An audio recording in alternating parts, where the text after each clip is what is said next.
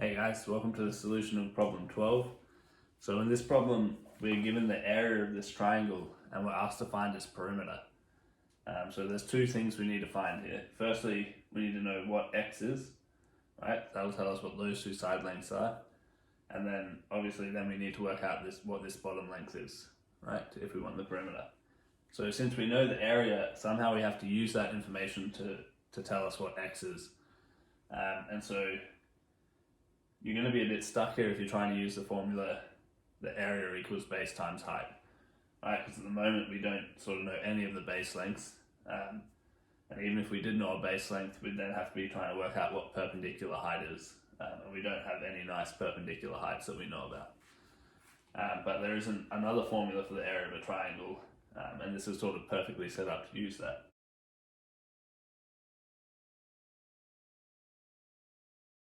The other formula we have is this formula, and so here A and B are two sides of your triangle and theta is the included angle. That's exactly what we have here, right? So we can make this our A, this our B. And we know that our area is square root 300. And we also know that sine of 60 is square root 3 on 2.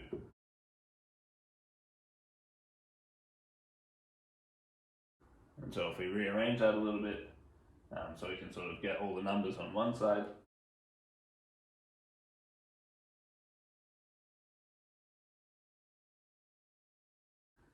we end up with this. And so here the root 3 and the root 300 are going to kind of cancel out nicely. And we end up with this nice number 40 equaling x times x plus 3. And so this is really a quadratic equation. Right? We expand this out. Alright, so we'll move the 40 back over. Okay, and this quadratic actually factorizes nicely. Okay, and so one of these brackets has to be 0. So either x is minus 8 or x is 5, and obviously x can't be a negative number here, so that's not a possible solution. We have that x is actually 5. Okay, so our triangle is really 5, 8, and now we just need to work out this bottom length. Alright, so to work out this bottom length, we're now going to use the cosine rule. Okay, so we'll call it y. So the cosine rule now tells us that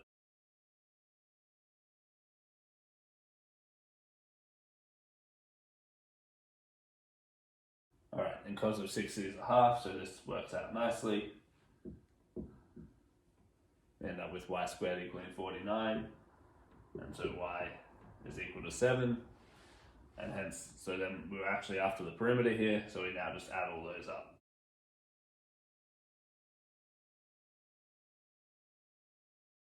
And we find that the perimeter is 20.